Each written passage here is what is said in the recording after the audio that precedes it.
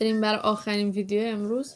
بریم. یکی از بهترین گردوهای جهان متعلق به این شهرستان است. ملایر، رفسنجان، کرزستان، تویسرکان.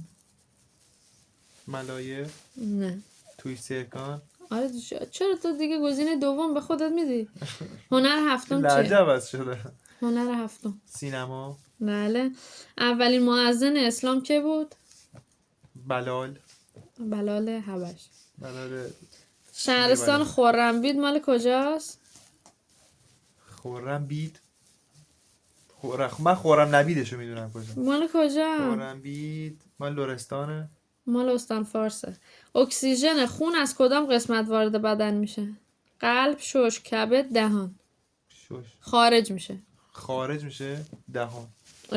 اکسیژن خارج میشه ببخشید. بودو 1 کبد. 2 باخت.